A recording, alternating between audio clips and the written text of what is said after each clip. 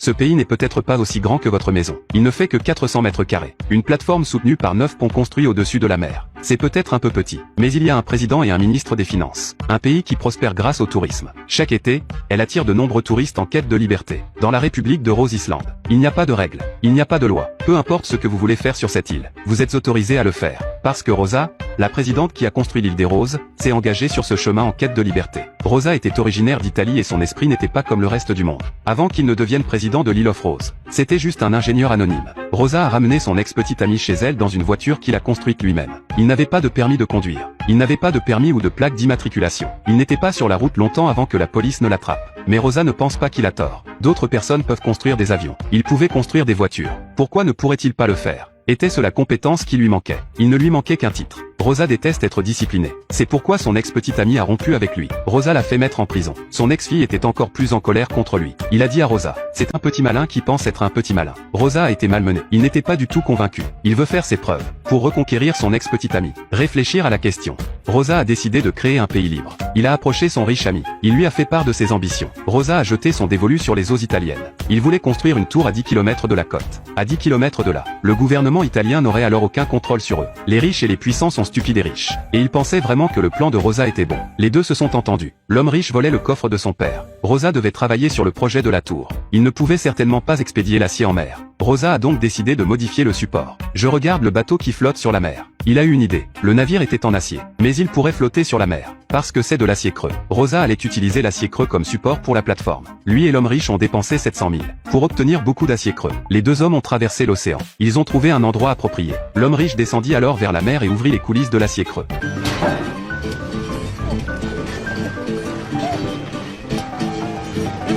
Rosa pensait que l'homme riche avait coulé avec l'acier. Mais il n'a pas fallu longtemps pour que Riche est remonté à la nage. Le plan de Rosa a fonctionné. Ils ont utilisé l'acier creux pour soutenir une plateforme de 400 mètres carrés. Les deux hommes ont ensuite prévu d'utiliser une plateforme de forage pour extraire l'eau. Mais juste à ce moment-là, ils ont été repérés par la police maritime. Une plateforme de 400 pieds carrés apparaît soudainement en haute mer. La police maritime a demandé au constructeur de la plateforme ce qu'il voulait faire. Le bâtisseur ne savait pas qu'il voulait construire un pays séparé ici. La police maritime pensait qu'il rêvait. Donc ils ne l'ont pas arrêté. Dès que la police maritime est partie, Rosa a foré de l'eau fraîche pour la boisson. Rosa en a été très satisfaite. Il a passé la nuit confortablement sur l'île. Malheureusement, il n'a pas eu le temps d'en profiter. Une tempête a balayé la mer. Rosa a été prise par les vagues. Juste à ce moment-là, il a vu un petit bateau. L'homme à bord était un soudeur. Il vivait sur le bateau depuis des mois. Rosa l'a accueilli, et il est devenu le premier habitant de l'île. Un homme apatride et barbu a entendu parler de l'île de Rose. Il est également venu sur l'île et a demandé à être accueilli. Il avait de grandes compétences en relations publiques. Avec lui à bord, l'île Rose est rapidement devenue connue dans le monde entier. Tous les jours entre 10h et 17h30, il y avait des bateaux qui allaient et venaient de Rhode Island. Avec son slogan de liberté, l'île Rose a attiré de nombreux touristes. Chaque jour, il y avait un flux constant de personnes venant sur l'île. Le tourisme est le pilier de l'économie de Rhode Island. Il n'y a pas de règles et de règlements ici. Les gens peuvent faire la fête et se détendre autant qu'ils le souhaitent. La nouvelle de l'île Rose se répandait. Il n'a pas fallu longtemps pour que une femme enceinte est venue sur l'île. Elle ne savait pas qui était le père de son bébé. Elle voulait s'échapper du monde pour venir s'installer sur l'île Rose. Et donc, l'île Rose a un nouveau résident officiel. L'île Rose est devenue célèbre. Même l'ex-petite amie de Rosa est venue ici. Rosa l'a fièrement emmenée sur le toit pour voir la vue. Qui aurait cru que son ex-petite amie n'approuverait pas son succès? Elle a dit à Rosa, nous ne sommes pas dans un monde libre. C'est juste un club. Rosa a été inspirée par les mots de son ex-petite amie. Il a convoqué une réunion avec tout le monde sur l'île. Il a déclaré que l'île de Rose était un État indépendant, pour que l'Italie et l'Europe les reconnaissent. Maintenant, ils avaient un monde à eux, avec de l'argent et des timbres exclusifs. Tout ce qui leur manquait était un gouvernement.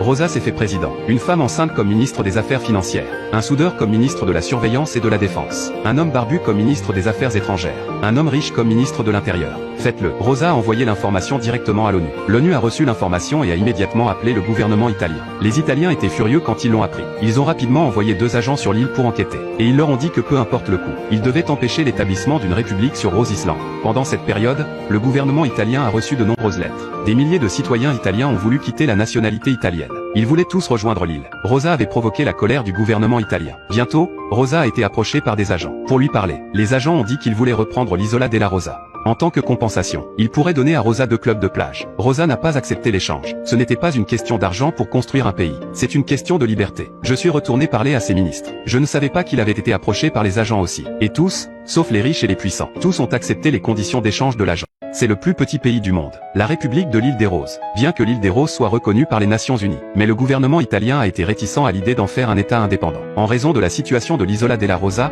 à seulement 10 km des eaux italiennes. Le gouvernement italien estimait que Rosa avait créé l'Isola della Rosa dans le cadre d'une conspiration visant à échapper légalement aux impôts, etc. Ils ont donc d'abord envoyé 2 agents pour convaincre Rosa et ses ministres. Quand Rosa n'était pas d'accord, ils ont ensuite retiré le travail du père de Rosa. Rosa a pris cela. Il était prêt à faire des compromis. Mais son père, de manière inhabituelle, l'a soutenu. Il n'avait jamais pris de congé pendant toutes les années où il avait travaillé là-bas. Mais peu importe à quel point il a essayé, le travail ne fait pas le poids face au pouvoir. Son père avait toujours pensé que Rosa ne faisait pas son travail. Mais après cet incident, il voyait le monde clairement. Peut-être que Rosa avait fait le bon choix, puisqu'il ne pouvait pas s'intégrer dans un monde de règles. Il pourrait alors créer un nouveau monde. Le soutien de son père a donné à Rosa le courage de tout recommencer. Même si les ministres se sont retirés de Rose Island, il allait le faire tout seul. Il est venu lui-même au Conseil de l'Europe, et a raconté ce qui lui était arrivé. Après un procès, après une série d'audiences et d'autres processus, Rosa a été reconnue par la Commission, avec juste un peu plus de temps à attendre. La Commission européenne se chargerait de l'affaire. Rosa était ravie, mais juste à ce moment-là. C'est alors que le gouvernement italien l'a appelé. Founded a nation, well so did I. Do you know the difference between my nation and yours? I have at my disposal a whole arsenal that can blow up your shitty island.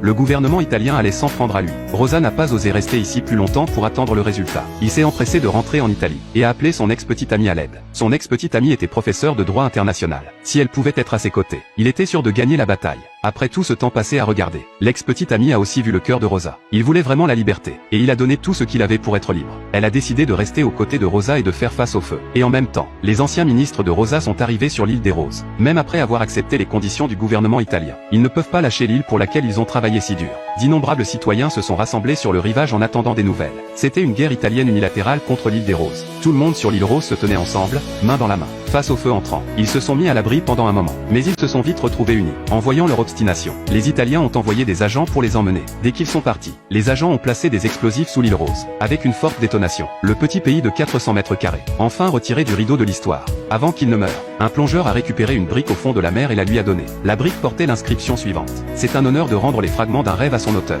Le monde n'aurait jamais permis à Rose Island d'exister, parce que c'est trop romantique, trop idéaliste, et trop libre. 0. 1-2, même les branches des arbres doivent être planifiées. Même les bêtes sont gardées en captivité. L'utopie à laquelle l'homme aspire sera finalement bloquée par la réalité. Les fragments d'un rêve sont rendus au rêveur. Mais le souvenir de ce rêve, ça lui a peut-être coûté toute sa vie.